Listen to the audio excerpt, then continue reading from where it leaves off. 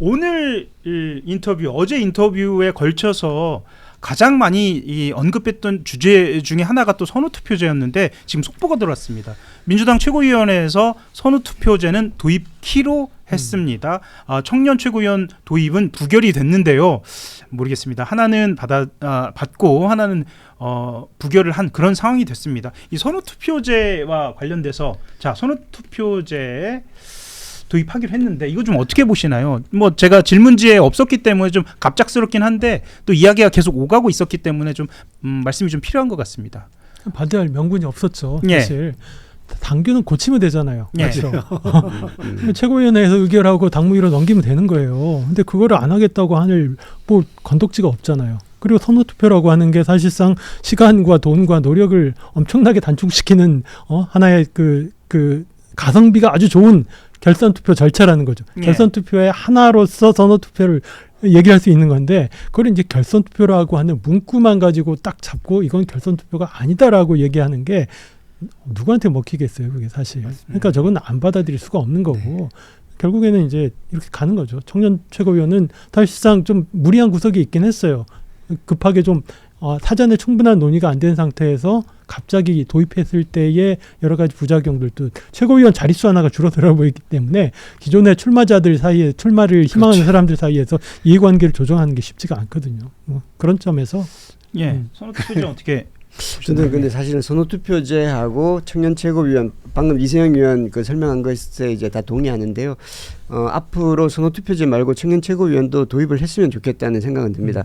선호투표제 같은 경우는 이게 그 내용도 그렇지만 형식적으로도 그러면 전준위를 할 필요가 없죠.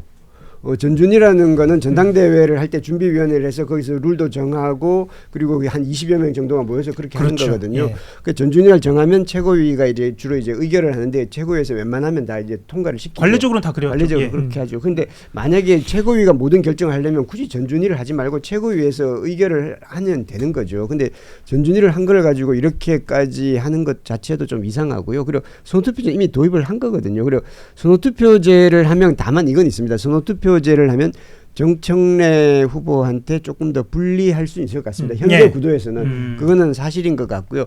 다만 그러면 선호투표제를 안 한다고 해서 만약에 선호투표제에서 불리한 사람이 선호투표제를 안 한다고 해서 그러면 그 역전을 할 수 있느냐?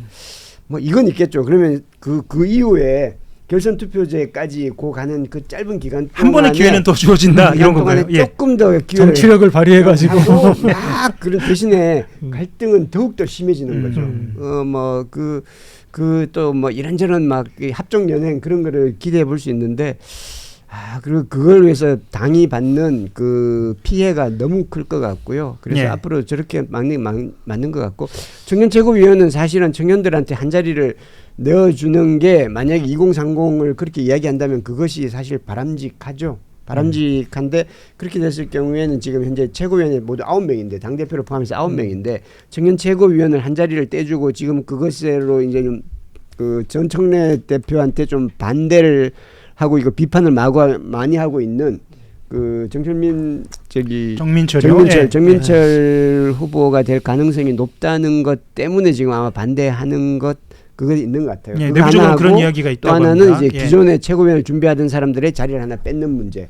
이런 부분들이 전반적인 또 이제 전당대회 표에는 좀 마이너스가 될 수 있을 것 같아서. 그 여선홍 부대변인 지금 청년이잖아요. 네. 민주당 기준으로 청년이죠. 그렇죠. 예. 지금 뭐 일반적인 기준으로 청년은 아니지만 청년 최고위원 도입 문제는 관심 있게 좀 지켜보셨을 것 같아요. 네. 근데 이게 이제 조금 뭐 하기가 힘든 게 아까 그 최고위원들 후보들의 이해관계가 너무 달려있기 때문에 사실 도입하기가 어려웠죠. 그러니까 지금 여성 최고위원도 무조건 한 명이 있거든요. 그러니까 5등 안에 못 들면 무조건 들어가요. 그러니까 여성 최고위원 빠지고 청년 최고위원 빠지면 남은 자리가 3자리인데 그 3자리를 지금 최고위원 후보들이 박터지게 싸우면은 누구도 그러니까 꼭 최고위원 후보들뿐만 아니라 각 진영의 계파들이 이거를 수용할 수가 없는 구조여가지고 이거는 어차피 안 될 거였다. 근데 고민정 의원 같은 경우에는 어쨌든 선출로 하자. 꼭 5명에 들지 말고 지명직 최고위원 하나를 빼가지고 그 당대표가 임명하는 지명직 최고위원 하나 빼가지고 이거를 선출하자. 그런 방법론도 있죠. 네, 그렇게 이야기를 했는데 이것도 당대표 후보들이 아니 내 몫을 왜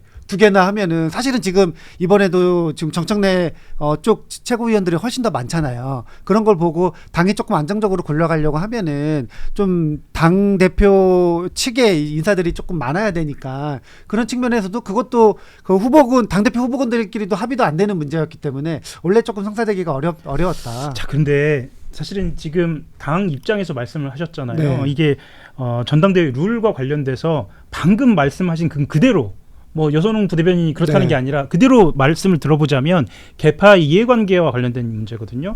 그것이 청년이라는 가치하고 같은 선상에 놓을 수는 없을 것 같다는 비판도 충분히 있을 것 같아요. 그렇죠. 근데 뭐 네네. 그런 것 때문에 도입은 어려웠지만 네. 지금 또 당대표 후보군 중에 한 명이 고민정 의원도 어쨌든 뭐 선출직으로 뽑자. 근데 선출직으로 안 뽑아도 지금도 정청래 대표가 청년 최고위원 몫으로 박지원 의원을 그때 임명했잖아요. 네. 그런 것처럼 청년들이 지도부 안에 들어갈 수 있는 공간은 좀 열어져 있기 때문에 모르겠습니다. 그거 같은 경우에는 뭐 어쨌든 다른 방식으로 좀 보완을 하면 되는 것 같고 그리고 저희 이제 당원당규 위반 있잖아요. 선거투표제 진짜 말이 안 되는 이유 중에 하나가 전당대회 그 전준희가 뭐 하는 거냐면은 당대표 뽑는 것도 있지만 당원당규 바꾸는 겁니다. 그때. 네.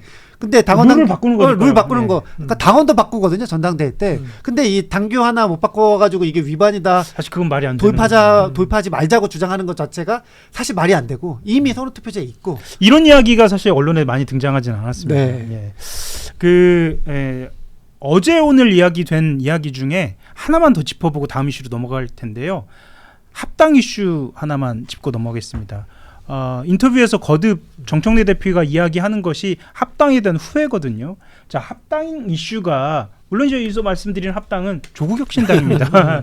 예, 그 합당 이슈가 전당대회에 본격적으로 등장을 하겠죠. 이미 김인석 전 총리 같은 경우에는 합당의 형태와 전망까지 다 내놓은 상태고요. 이거 좀 어떻게 보시는지 궁금합니다. 더해서 조국 혁신당 전 대표의 최근의 행보에 대해서도 좀 더불어서 묻고 넘어가겠습니다. 합당 이슈 좀 어떻게 보시나요? 그러니까 민주당 지지층의 오랜 그 정치적인 그 노선 관념이 있잖아요. 예. 그러니까 민주대연합론이라고 하는 거. 예. 우리보다 왼쪽에 있는 쪽하고 합쳐서 우리 파이를 키우자 했는데 이재명 대통령이 등장하면서 이게 중도 확장을 하나의 더 중요한 기조로 지금 내세운 상황이잖아요. 예. 그러니까 왼쪽하고 먼저 합치느냐, 오른쪽하고 먼저 합치느냐. 그러니까 이 노선 갈등인데 이게 이제 결국에는 당내에서 당내 권력에서 권력 투쟁에서 헤게모니를 누가 질 것인가. 그러니까 이쪽을 먼저 키워서 우리가 먹을 것인가. 저쪽을 먼저 만들게 해서 저쪽한테 우리가 뺏길 것인가. 이러다 보니까 굉장히 치열한 이 권력 투쟁이 돼버리는 것이고 그러다 보니까 이제 이 합당 문제도 전당대회에서는 중요한 이슈가 될 수밖에 없는데 이게 쉽지는 않을 것 같아요. 사실 지방선거 보궐선거 겹치면서 워낙 또 합당은 어렵다. 그러니까 당장 쉽지 않을 것 같고 네 그렇습니다. 예, 어떻게 보시나요, 편집인? 원래는 사실은 이번 전당대회가 합당 전당대회를 하자고 예전에 그랬었잖아요. 벌써 한 몇 달 됐습니다. 안 되잖아요. 안 되잖아요. 그리고 그때 당시 나왔을 때는 그때 하면 되겠다라고 사람들이 많이 얘기했거든요. 예. 지금 뭐 물론 그 이후에 많은 변수들과 상황이 생겼습니다만은 합당은 이제 28년 총선 때 또는 이제 2030년 대선 때 그 즈음에는 합당 이슈가 또 나오겠죠. 또 나오고 이제 그 전에 해야 될 텐데 이게 정청래 그 후보하고 김민석 후보하고 이제 다른 거는 정청래 후보는 선제적 결단을 해서 그 다음에 당원들한테 뜻을 물으면 된다는 거고 김민석 후보는 먼저 절차에서 당에서 수기를 하자, 수기를 해서 결정을 하자 이렇게 해서 다른 건데 그렇게 따지면 정청래 대표식으로 하면 정청래 대표가 결단을 하면 합당이 되는 거죠, 사실상. 그렇게 해서 당원에서 이제 밀어붙여서 통과시키는 거고 김민석 후보 방식으로 하면 사실 합당은 좀 어렵다고 봐야 되죠. 이미 흡수라는 단어를 꺼냈고요. 어렵거나 그냥 흡수 합당이 되는 거죠. 흡수 합당이 되는 거고 어떻게 보면 지금 현실적으로는 그 방식으로 조금 더 기울지 않을까라는 생각은 들어요. 지난 지방선거를 기점으로 조국 혁신당의 위상이나 이런 것들이 많이 좀 됐다고 보기 때문에 그래서 이제 아마 그런데 이걸 2027년쯤에는 정리를 하지 않으면 2028년도에 총선 직전에 계속해서 합당을 하니 많이 다른 얘기 못 하고 계속 그 얘기만 하게 되거든요. 그게 여론에는 별로 좋지 않아. 여론이 안 좋고 국민의힘이 계속 공격할 수 있죠. 그렇죠. 만약에 지금 국민의힘 봐서 그럴 가능성 높아 보이지 않습니다만은 국민의힘이 만약에 그때 이제 혁신적인 후보들을 막 내세우고 예. 막 하게 되면 굉장히 불리해질 수 있는 상황이 생기는 거고, 만약에 그렇다면 지금쯤엔 이제 만약 누가 대표가 되면 그 생각을 해야 되겠죠. 이제 합당을 강하게 하든지 아니면 이건 뭐 조국혁신당한테는 미안한 얘기지만 그냥 무시 전략으로 가든지, 그러니까 이제 그냥 그대로 가서 그냥 그렇게 되면 조국혁신당은 고사가 될 수 있는 거죠. 예. 만약에 그렇게 되면. 예. 좋습니다. 저희가 이제 어제 그 정청래 전 대표가 당 대표 출마 선언을 하면서 주로 이제 정청래 전 대표 이야기를 했는데요. 김민석 전 총리 같은 경우에는 당 대표 교체 못하면 대통령이 흔들릴 것이다.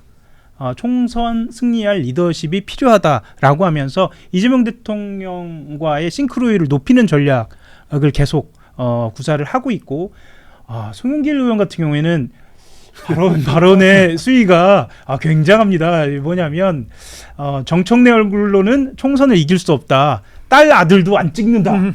뭐 이런 이야기를 하고, 오늘 아침에는 그 정청래 대표를 향해서 아주 날선 비판을 또 박성태 뉴스쇼에서 이야기를 또 하고 했습니다. 다음 주제로 한번 넘어갈까요? 참, 그 전에 21일 날 컷오프가 있어요. 그 전에 꼭 언급하고 넘어갔으면 하는 인물이 한 명 있습니다. 누구냐면 김보미 후보입니다. 김보미 후보 같은 경우는 우리 이세영 논설위원이 전국부장 시절에 네. 직접 전면을 털어서 한번 인터뷰를 한 적이 있지 않습니까? 제가 한 게 아니라 저희 지역 기자가 하셨는데, 저도 지역 기자가 있으면 부장이 한 거죠. 예. 사실 그분인지 몰랐어요. 그래서 너무 오래돼가지고 기사를 찾아봤는데 첫 문장이 이렇더라고요.